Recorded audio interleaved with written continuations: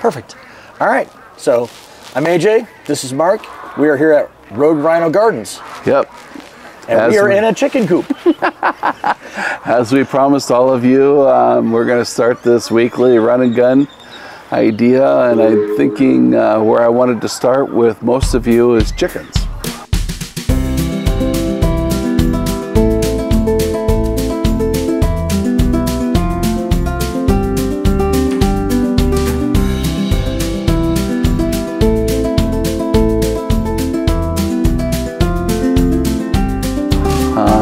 I would think everybody that's going to get into the gardening or the homesteading aspect, the first thing they want to talk about is chickens and how to do it. Chickens are a very integral part of your system. You can do it right and you can do it very, very wrong. Okay. So what we do here is we run 3 or 4 different coops, although I would never expect anybody to do anything with this size and volume until you figure it out. I think the one hardest part about chickens for most small farmers is the money doesn't work. Okay. The conversion from feed to egg, selling the egg, doesn't work. So on a commercial aspect, you're not making money. You're not making money. You're spending money. Yeah, we don't make money on our chickens. We do offer them as a very valuable part of our service. Even selling the meat to compete, you know, we've got to charge a lot of money for the meat, and you got to raise different breeds. But for the home gardener, I look at it a completely different world. Now you've got a new trash master. Right. Yeah. So you know, at home, if everybody had like 10 chickens at home, and you ran all your food out to them, all your spare fixins from dinner and lunches and everything, fed that to your chickens instead of putting it in your garbage, you're going to be so much better off. You're still going to have to supplement their feed with what they really need, like calcium. Can they eat meat and veggies and everything? They're huge meat eaters. Okay. Yeah, though don't even think that chickens are vegetarian. In fact, people that feed their chickens strictly vegetarian diets will actually have pretty sick birds. Okay. So another thing I want all of you to learn is the anatomy of the bird and how it lives. Here in Arizona, chickens will not live a long time unless you have them protected. Okay. So we've got danger from the sky. Hawks and owls will kill your chickens. Of course, we've got coyote pressure. If you've got skunks or raccoons in your neighborhood, all of those are prime targets for the chickens. And all of those exist in neighborhoods here in Arizona. Yeah, There's absolutely. a ton of them everywhere. Another thing too that I never really liked about commercial coops is that most of them sit on the ground. They keep your birds on the ground, and they might have a little box with a hutch in the back where the birds can go up and lay their eggs. Chickens like to be up at night. They are very, very, that's their smartness. They sleep up. Gotcha. As a way of protecting themselves. Yeah, they want to be up. They want to be up on a perch. They don't hunt at night. They don't do anything at night, but you know, sleep and poop, basically. And there's definitely a pecking order. A lot of HOAs will not allow roosters. Right. And a rooster is really very, very necessary for order in your coop. Okay. If you're going to do something more than 5 or 6 girls, I would always get a rooster in the mix. And if you want to hatch your own chicks, obviously you're going to need a rooster. Okay. But you don't need a rooster if all you want is eggs. Okay. Good to know. So the male chicken is one of those kind of, on a factory basis, they're typically killed at birth. Okay. Because there's no use for them. And especially the kind of birds that they raise for laying hens. It's a different type of bird that is a huge layer. Okay. So next your conversion ratio is how much am I spending to get my eggs and everything else. Other than that, they're great for pest control. Hey, chicken. But they will get into your garden and they will eat good stuff. They're big time. They'll pick on vegetarian. They'll eat up your gardens if you let them out. They're very personable. Most people, most kids dearly love chickens. They'll name them and they'll make them their pets. And chickens have the ability to know people from people. Okay. So it's really cool. And also, we started a program here, I'm going to say 5, 6, 7 years ago, with my accountant's son. His name is Cooper. She wanted us to know if her son could hatch eggs at home so he could learn that whole egg process. And we'll go, oh, heck yeah, we've got incubators. We got it all here. Why not? And that idea in my head just kept growing and growing and growing. And now, with Tempe School District at Rover, we have, they actually went and bought their own incubators. We run eggs and chicks to them every year for first, second, and third grade. Nice. The kids get to learn all about how they get to candle the egg, how the egg is growing. They get that life and death experience. You know, once the school is done with the chicks, then we take them. Okay. Then we re-socialize them into our situation here. That was one of the things the schools always struggled with. What do we do with all the chicks after they've grown up? We alleviate that problem. And then I go to the school. Yes, take the chicks from, and then basically we'll socialize them into our group, and then we'll raise them. There's so much good learning that goes on with young children when it comes to living animals like chickens. They name them and have all kinds of fun. I think actually you mentioned a good thing too about they get the death experience as well. Yeah, that's a necessary part of life. If they roughhouse with the chicks, they'll kill them. Otherwise, they'll start learning how nature works. Some of their eggs won't hatch. Some of their chicks will hatch deformed. Okay. Or they'll just straight up die, you know, within the first day after birth. Gotcha. It's just that old Darwinism type of lifestyle of the chicken, and how it was taken care of. Very critical in the incubation stage. Temperature. There's actually, in the incubators, they have a roller or a rocker that will rock the egg back and forth to simulate the mother moving the eggs and all of that. But what's even more special, AJ, is when you breed your own and let your own hens do their business with the chicks. And we love doing that. I haven't spent enough time doing it. You want a dominant male with about 9 or 10 females, and then just let them do their thing. Feed them and leave them alone. Okay. But you're not collecting eggs, and then some of the hens will get broody, and that's what they call it when the hen turns into a mom real quick. Okay. She gets very, very protective. Gotcha. You'll even notice in your chicken hutch how some boxes will have 8 eggs in it, and other boxes will maybe have 1 or 2, or what's going on here? And it's typically, most mothers don't want to be mothers. Okay. They're laying their egg because of their cycle, and they're moving on. So let another foster mom take on and take over for them. Otherwise, you'd want to pick up your eggs on a daily basis. Okay. And washing eggs has always been very controversial, especially here in the United States. We have what's called a nest run license, so we're not required to wash our eggs. And you'll notice in the chicken boxes, they are kind of dirty because there's poop in those boxes. But Mother Nature at it again. When the chicken lays the egg, she actually puts a coating over the egg called the bloom. And a chicken egg has anywhere from 7,000 to 9,000 pores in it. So bacteria can get sucked into it. Okay. But that bloom will stop that from happening. And that's the reason, the controversy over should you wash an egg, should you not wash an egg. If you wash the bloom off, well, then you got to refrigerate. Yep, then you refrigerate. Yeah, if you wash the bloom off, you got to refrigerate because it doesn't have the protective coating. Right. I'm sure that most Americans nowadays will think that protective coating is gross. Yeah. But at the same time, it's natural. It's very natural. And in very similar parts in Europe, they don't refrigerate their eggs because they leave the bloom and the poop on there. And how long can they stay fresh without? Oh, probably about 40 days. So just leave them out on your countertop or whatever, and you're good to go. They're good to go. Unless you've got an unusually warm house like we do here in Arizona. Right. But if you're putting them in some kind of a cold storage or anything like that, you'll get some good longevity out of your eggs. So in order for that egg, and if you have a fertilized egg, that's another thing Americans aren't used to either, because of the grocery store eggs are all unfertilized. They don't, so you'll never have that little blood dot that was actually the chick that begins.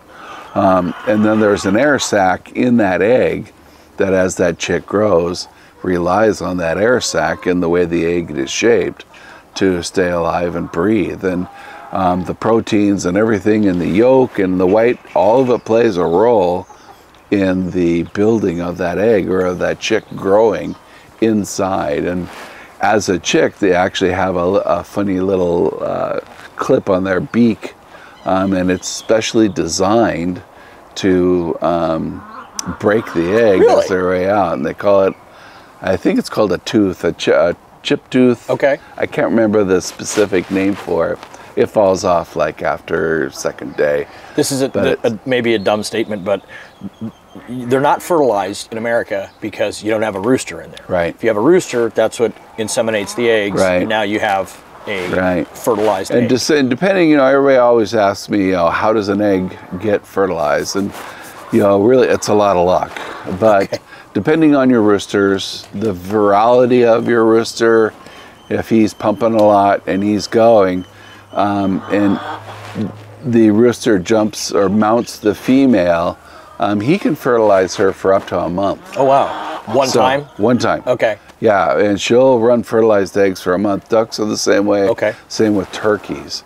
And ducks it's even more crazy what has to happen for that to work, with all the work and how much they beat up the girls in the deal. But for chickens, she doesn't necessarily have to be a one-for-one kind of deal. Gotcha. Because of the way her ovaries work and how the egg comes down. Gotcha. And then the calcium. The most important part for the female is their feed and a calcium, so that the egg will actually form. Okay. If you don't give your birds enough calcium or feed them off balance, they'll actually take the calcium from their bones. Really? And then they'll become very weak and diseased. So that's a survivability thing. That's a survivability thing. As you can see, our girls are pretty fat and happy. Yeah. There isn't a lot of issues here. And another big thing that a lot of people want to do, and especially in Arizona, is they want to cool their chickens with mist. Right. Yeah, I've seen that many times. Will get them sick. Really? In a heartbeat. The humidity? Humidity. They can't take water. They're very aerial, disease prone. So you hear about chickens bird don't flu and all sweat. that. Okay. So what they like to do is they like to give themselves dust baths. Okay. They want to cool themselves in dirt, soil, cool soil, and they'll flop around and they'll make all kinds of a mess to try and cool themselves off. A fan is great, but not a misting fan. Gotcha. So as long as you got old air going through there. I mean, in Arizona, you're talking days of 115 plus. Yeah, anything 10, like over, days. I would say 95 degrees. If you left them out in the sun, you'll lose half your birds. So that's one of the bigger problems here in Arizona, especially if you're keeping them outside. Some people keep them inside in a warehouse, which most commercial birds are done indoors. So they can control temperature, they can control humidity, but now we're talking crazy diseases, and which a lot of commercial birdhouses do get crazy diseases. Yep. Out like this, stocking density in all of our world. The Earth is probably one of the best recycling machines we live on. But if you overstock it, put too much in one spot, it can't recycle, it can't clean. It's just like monocrop agriculture. We're doing the same thing, the same cows, thing. overstocking with cows. Yeah. We learned it in aquaponics, overstocking with fish. Gotcha. Too much bacteria, you can't clean the water quick enough because you've got 5,000 fish and 5 gallons of water. It ain't gonna work. So you need that diversity. You need the diversity, but you need stocking density, you need to lessen it. Now, some parts of the world recycle quicker and faster than others. Here in the desert, we're keeping everything outside. So, but we move our girls around. Okay. They won't stay in here year round. We'll plop them up to the greenhouse. We'll move them over there. Like I said, we work like 3 groups. Basically, we're back to that, the regenerative agriculture thinking is moving your birds around paddock by paddock. Okay. And now you'll see a lot of people that are doing chicken tractors out in fields, and how they're moving the I've tractors seen that. Yeah, down. I understand what you're talking about. Which is fine, except they have no height. That's the only thing. I never really got into that. These are like coops on wheels. Yeah. So it's like maybe 10 feet by 10 feet, then just grab it, and then just grab it. So they got new fresh grass here, and you let that part heal. But you're saying they're on the ground though still. Yeah, Gotcha. usually the ones I've seen are real low on the ground. And granted, your birds will live like that, but they're not living the way they want to live or to their healthiest standard, and depending on the breed that you're going to actually. Okay. So most people want, if they're going to do chickens for meat, they'll do a certain a chicken that we call them 90-dayers. I think they're a cockerel, but they consume the most food. But man has messed with them so much that they don't even walk because their legs can't handle their weight. We bred them for the meat. Yeah. They're just too heavy. And they sit in their own poop all day long, and they have the highest conversion ratio. So now the dollar is telling you what to get. So you'll actually get a 6 or 7 pound chicken. That's where you get the 30-pound turkeys. Gotcha. All that factory thinking, again, back to yields and greed and yields and greed. By raising your own here, what my challenge is to find a bird that can handle the heat. Gotcha. Will give us the best grain conversion. And I'm looking for that cross between a layer and a meat bird, so that we do get a 5-pound hen that will lay 200 eggs a year and give me 4 or 5 years of service. I was just going to ask, how long do they live? Yeah, 4 or 5 is probably our max here. Okay. Depending on how weather goes. Gotcha. We've had some crazy ass storms. Yeah. We've killed a lot of birds. We've had some sicknesses go through. The monsoons blow through here real hard with that flying dust. Do they catch valley fever? They can. Okay. For sure. Again, it's that avian part of them. Remember when we talked about this earlier in one of our earlier, I call it the farmer's shadow. Get out and pay attention. Walk your coops, see what's going on, talk to your girls and your boys. Usually the boys will get used to you in there. Keep company out of your coops because you never know what they're bringing in. The city of Phoenix had this really cool program called it was a coop tour, Coop de Ville, Coop Tour de Coops, I think is what they had their name. And I never really volunteered for that. I know after the first couple of years they got real savvy to, you got a bunch of people walking through this coop and then they go to the neighbor's coop, and we can, just by walking in here, pick up what my birds might have on our feet. And then we walk into those guys over there and those birds haven't been exposed to it. We could be killing birds over there, so you got to wash your shoes. It's one thing I really appreciate about the state people. When they come in, they're very smart, they're very savvy about these practices. They'll put that's good. Yeah, they put booties on their shoes.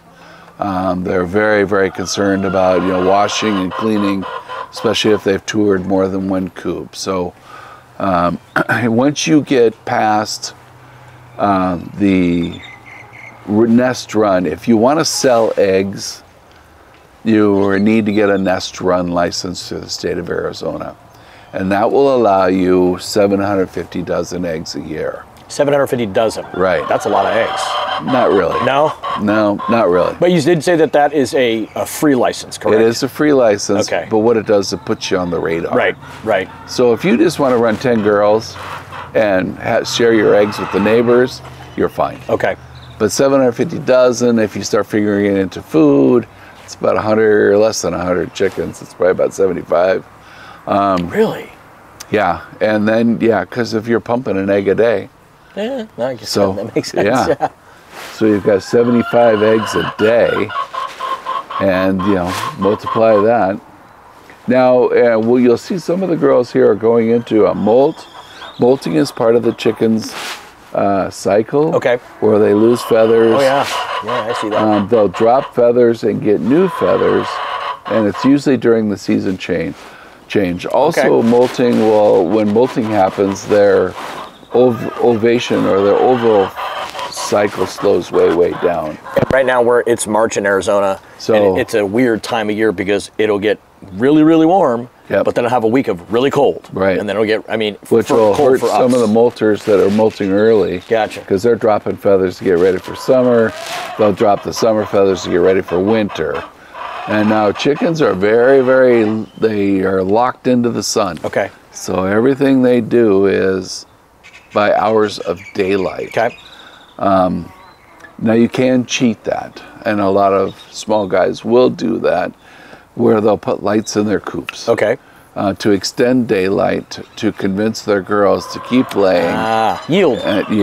Yield. And what it does is, yes, maybe that first year you'll get a better yield, but sooner or later, what we learned, we used to hang lights too, and it got our girls sicker. Gotcha. They died quicker because we were knocking them so far out of whack. And again, my business is not locked into the dollar I make off of my chicken eggs.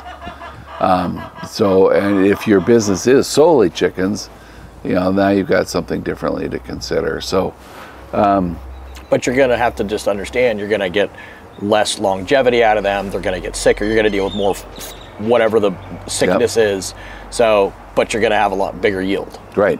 So, and depending if you're hatching your own or if you're buying your chicks, there's a couple of great outfits where you can buy chicks. And I've seen chicks from, depending on your breed, can be $3 or $4 for a 2-year-old baby, all the way up to $30 for a 2 or 3-year-old baby. From the smaller people, which we call those the Easter eggers, the ones that are going to give you the fun colors. Right.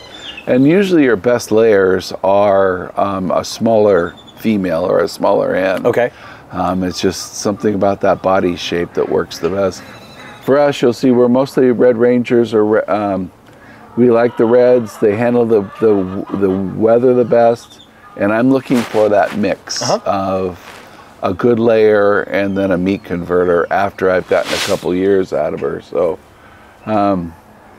that's for us. We do have Easter eggers in the mix. You would not believe how much easier it is to sell a dozen eggs if one of them is blue. Really? Yeah. They just think it's more eccentric. Yeah. Interesting. Just the way, there's no difference with the egg. And everybody always tells me, how do you tell the color of the egg from the chicken? And I go, it's because it's the color of their ears. Yeah, gotcha. Chickens have ears? Yeah, go looking. That's fun. So that's pretty much it on my basic 101 chicken. I think everybody should have 4 or 5 chickens at their house. If you can get away with it, definitely put a rooster in the mix, especially with kids. Teach your kids a lot. They are pretty durable, but your kids can't hurt them. Dogs will kill them. They have a lot of enemies. But they're pretty basic to take care of. Very. Clean their cages, their whatever you want to call it, their coop once a day. Yeah. Keep it up off the ground. Yep. And keep it protected. Yep, and their chicken poop is high in nitrogen.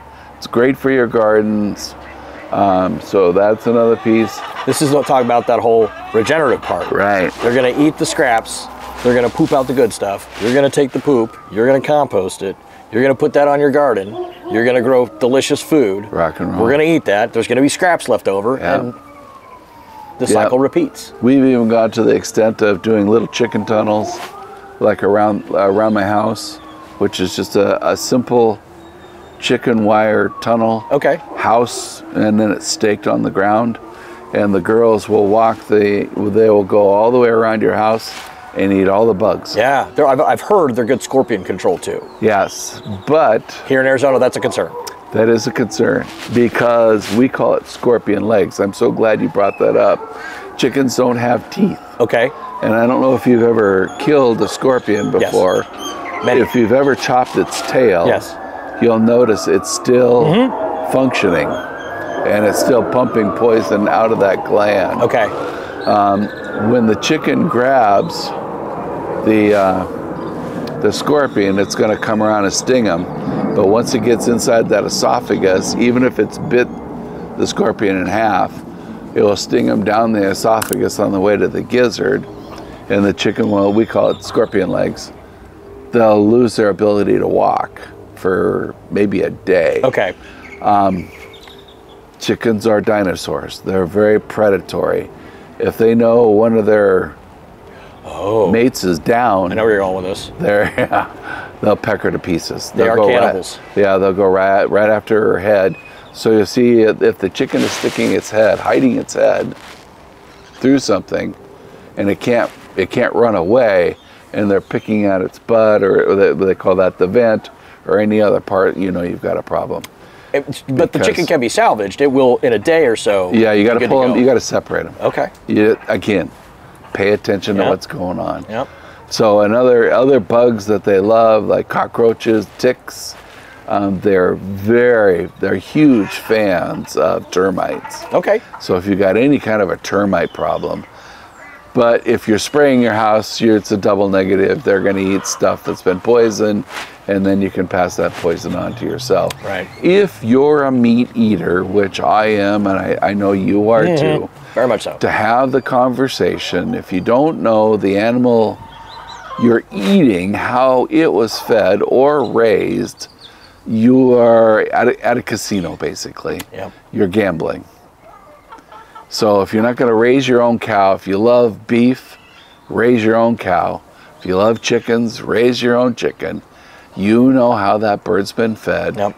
And then now we get to playing the game as, what we like to consider is how much is my family going to eat? And there's a great author, his name is John Jevons. And I can get you that book. We should probably put it on the video. Sure. John Jevons, it's part of the bio-intensive or intensive growing. But this author turned everything into a calorie. Okay. So even down to how many calories it takes to feed a chicken. And that calorie is his common denominator, but then he will show what you and your family will eat in a year. Okay. Even teenagers, which are their big eaters from 13 to 18, how many more calories they require, and that's males. It's astronomical, the intake that is necessary. It's like double the calorie intake that you or I will need at our age. So I got a 16-year-old at home that doesn't stop eating. Yeah, and that's part of his growth cycle. Yes. So, and that's the way his hormones are working, and you've got to keep him fed if you keep him healthy. And like it's 1,200 pounds of meat for an adult per person that you need to raise for a year. So if you want to start thinking about how do I do this with my family, even if we only eat one chicken a week and then we eat vegetables the rest, then I got to do my protein counting, all of that, keep everybody safe and healthy. But I'll get you that book. Okay, yeah. It's very easy to get on Amazon. But if you really want to go down that rabbit hole and study what it takes to feed your family, he's the guy to read. Okay. Yeah, and it'll even it all up. So hopefully you guys, you're getting something out of these quick little snippets. Please give us some comments if you have any further questions. Absolutely. Where's a good place to get chickens now? Well, I would raise your own. Okay. There's got to be a start somewhere. Yeah, I would say McMurray is a chicken house that we buy out of. They're on the internet. They're affordable, and believe it or not, chicks come in the mail. Really? So it's a big gamble. Okay. Yeah. But we're also we're only talking a few bucks for a chick. Yes. We're not talking hundreds of dollars like a purebred AKC lab or anything like that. We're just talking a few bucks to start. Yep. But you got to find the quality ones. Yep. And then you got to choose which works best for you. Again, I'm a big fan of the reds. There's 4 or 5 really nice breeds. The leghorns will give you a good amount of laying. The only experience I have with leghorn is foghorn leghorn from the old cartoons. One of the old cartoons. Yeah. And they look just like them. Awesome. They're a big white bird. Okay. Yeah. Yeah, the barred rocks over here. The black one? Yep, those, it's another great one.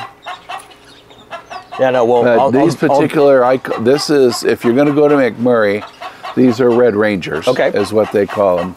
And it's what we're dominant with. Okay. I've had the best, and again, once you have success, you go. Yeah, stick with what you know. Yep, and don't buy, if you want to buy all females to get started, so you can get your coop going, again, look at your HOA rules. Right. Do you know your neighbor?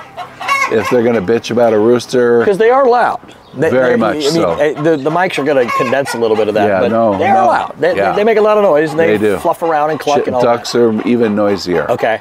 Yeah. The ducks make that cute quack, though. You know, we all like the quack. Way messier. Next week, maybe we'll go let's in do there. Ducks. Yeah, definitely. They're a lot more of a challenge. I love the ducks. Depends if you have water on your property or not. This, obviously, you don't need water. With ducks, the ones that we have, you don't need water either, although we did provide water. If you have a family member that has a chicken egg allergy, super common. And you've got to understand that the egg whites in chickens are used in vaccines, especially children's vaccines, as a carrier. So if you've got a kid or a person that can't eat eggs, it was probably because of the vaccine. It was introduced into their body with a poison. The body sees the egg white as a poison, and it's going to give them hives or whatever might happen. But you can hop right over to ducks, and that won't happen. I came to your farm this past weekend, as you know. I picked up a dozen duck eggs, and I cooked them for my family on Sunday morning. They're delicious. Yeah. They're big, they're creamy, they're delicious, and they taste a little bit more like an egg, if that makes sense. And so it is one of those things where I had never had them, and from our first conversation, you started talking about them, and I saw them, I go, oh, I want to try them. They're freaking delicious. Yep. My wife did say no to ducks, though. I got a nice big pool, too. I'm like, come on now. There'll be trouble for your pool if you want to swim in it. So. But they're very persuasive. So anything else you think we should share?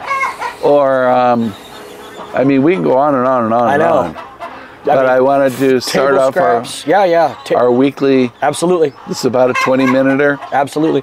I mean, cost is low, table scraps, you know, make sure they're clean and give them some air. Yeah. Chickens love to be held. They're very personable. I do have a terrible story about Roy the rooster, but I'll tell you that offline. Yeah. My ass got chased around by Roy the rooster. Most kids will get chased by roosters. I was 21 years old. Oh, okay. Yeah. Roosters see kids as a potential enemy, and they'll go right after them. And once you let roosters kick, and some of them have big spurs on their legs, and that's why you wear something like a Carhartt bib. Instead of, you don't go in here in shorts. With a rooster. With a rooster. Gotcha. Because and if you get spiked and you get bloody, you've got an infection. Gotcha. Just automatically because of what they're walking on. Yeah. Gotcha. No, I think this is great for our first time, and we'll cover more. Yeah, I mean, we'll just hop around the farm week by week. Hopefully you guys will subscribe. Please subscribe to his page, and hop over to roguerhino.club and become a member. Absolutely. And we'll keep you filling your head full of knowledge. You know, the parachute has to stay open. Amen. And we're gonna share all this with you for nothing. There you go. Episode 1, Rogue Rhino, here with Mark Ryan. Thank you very much, everybody. Peace. Don't forget to drink your grass.